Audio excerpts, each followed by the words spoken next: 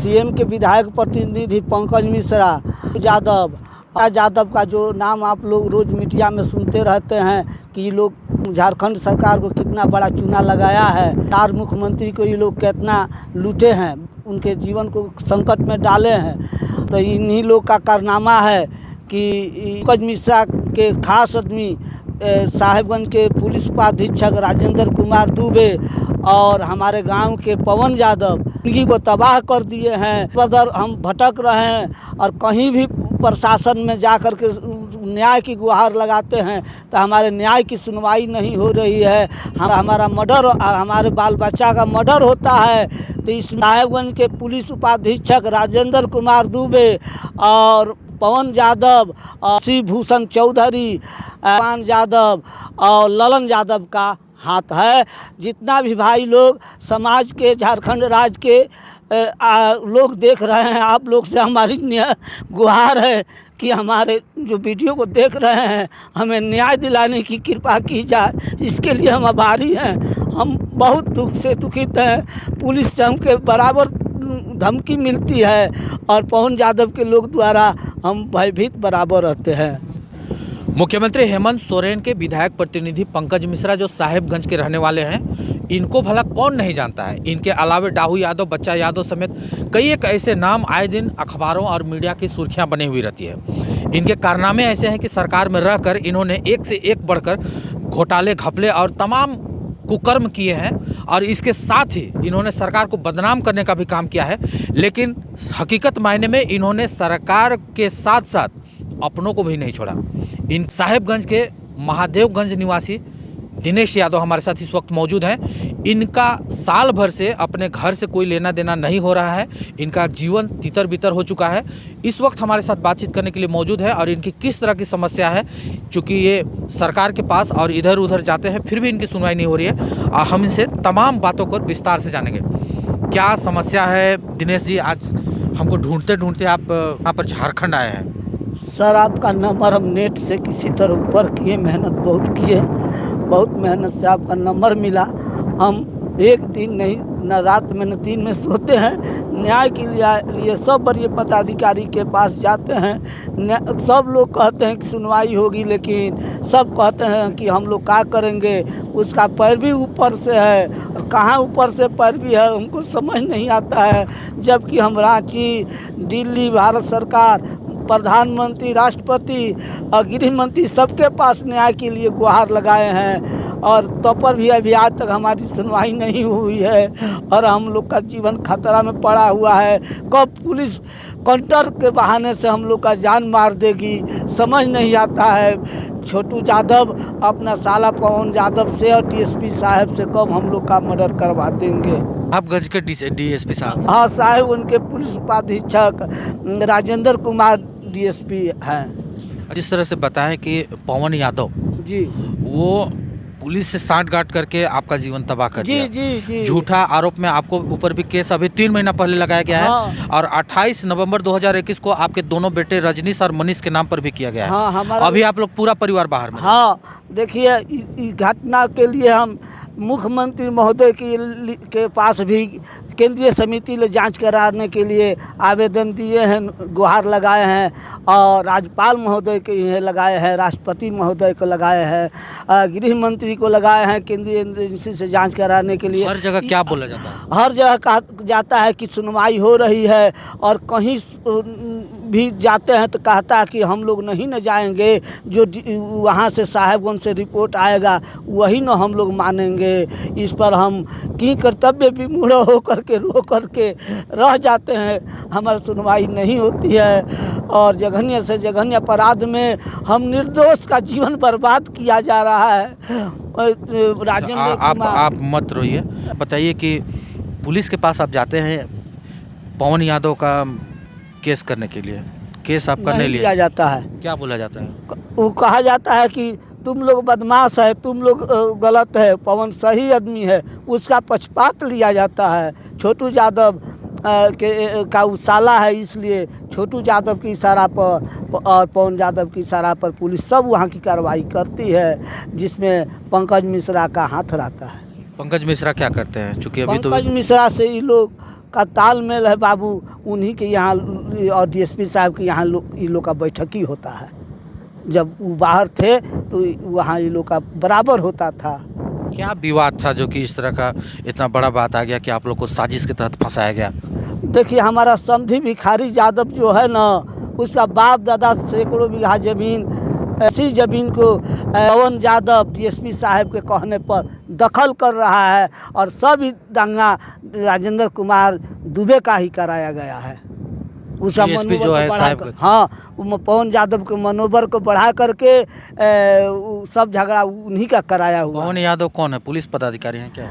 पवन Yadav court आदमी है, जालसाजी कागज से 2 बार पुलिस में बहाल हुआ, दोनों बार जाली कागज में पकड़ाया, उस पर केस हुआ, जेल गया। और पहले एसपी साहब के हाथ में पुलिस का बहाली था तो गांव वाला और समाज के लोगों के लड़कों से करोड़ों रुपया 3-3, 2-2 लाख करके इकट्ठा किया कि बहाली कैंसिल हो गया तो सब पैसा रख लिया। दूसरों को नौकरी दिलाने के नाम? हाँ, नौकरी के दिलाने के नाम पर लिया था और सब पैसा रख लिया। वही पैसा के बल पर वो अनाप शनाप गलत काम करता है, गलत ट्रांसपोर्टिंग, अवैध वसूली करता है, खनन अवैध करवाता है, अवैध पशु तस्करी भी उसी के लोग करवाता है।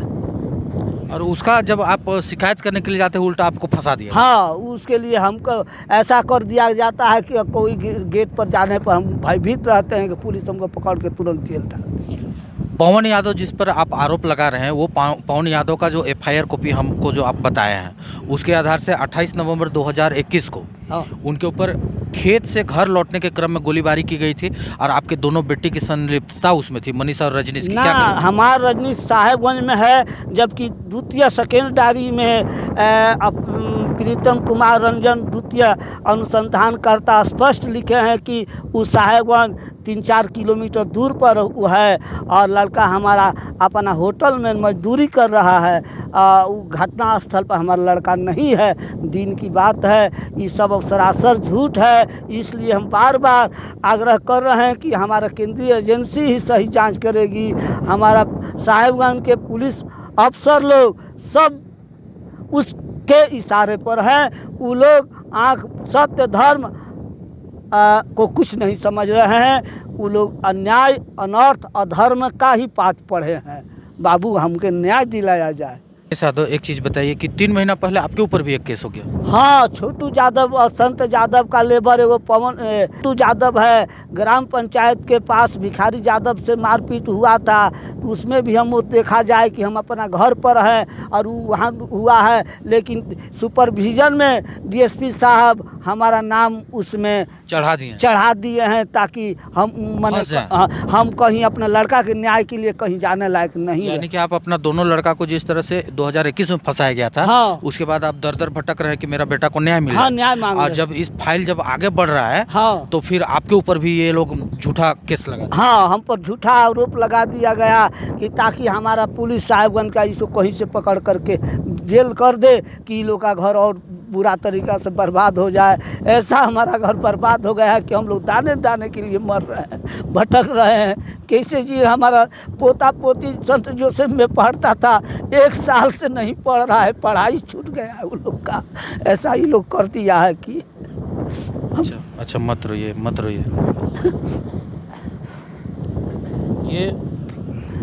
ये दिनेश यादव हैं। साहबगंज में पंकज यादव का एक अपना वर्चस्व है और उसी का एक व्यक्ति जो पवन यादव है, वो डीएसपी कार्यालय में पहले पुलिस पदाधिकारी था। जालसाजी के तहत जिस तरह से ये दिनेश यादव बता रहे हैं, जालसाजी के तहत उसका कागज हम डीजीपी साहब के पास सुपुर्द किए हैं। जेल भी गए थे? वो जेल गया है, उसका सब कुछ है। मन कागज हम जो पदाधिकारी कहेंगे सब देंगे, हम निकाल के रखते हैं। वो जेल गया है और 2 बार। और उस समय के तत्कालीन पर पुलिस अधीक्षक उपाधीक्षक लिखे हैं कि पवन यादव गलत है।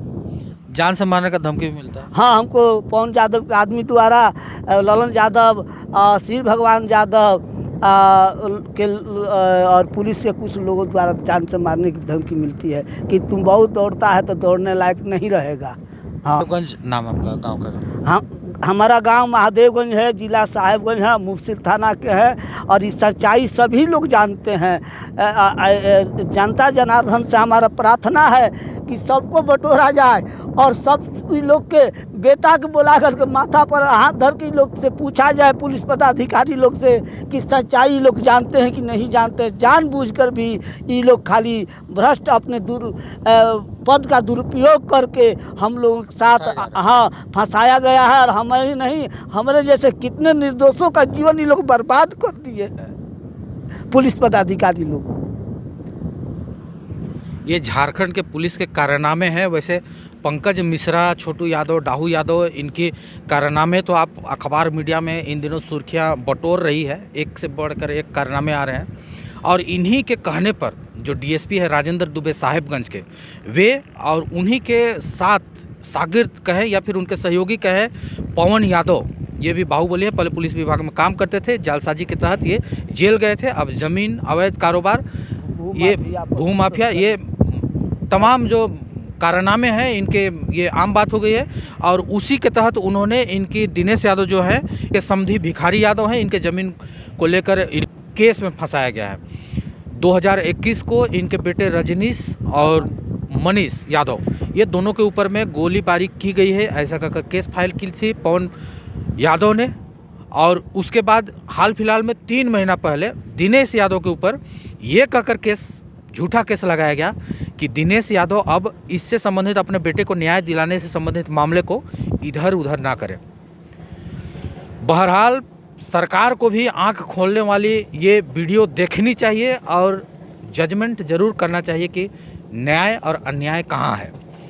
क्यों एक निर्दोष मजदूर, इतने बड़े पुलिस पदाधिकारी जो डीएसपी हैं, या फिर पवन यादव जिसकी राजनीति पहुंच है, उन पर भला कैसे वे गोलीबारी चला सकते हैं या फिर उन्हें किसी तरह से फंसाया जा सकता है। सरकार इस पूरे मामले को गहन से पड़ताल करते हुए साहेबगंज निवासी दिनेश यादव को न्याय दिलाए, ताकि इनका परिवार जो दर दर भटक रहा है वो उन्हें भटकना ना पड़े। इन्हें सुरक्षा भी प्रदान की जाए, जिस तरह से इन्हें जान मारने की धमकी दी जा रही है। फिलहाल के लिए इतना ही। बने रहे हमारे साथ। नमस्कार।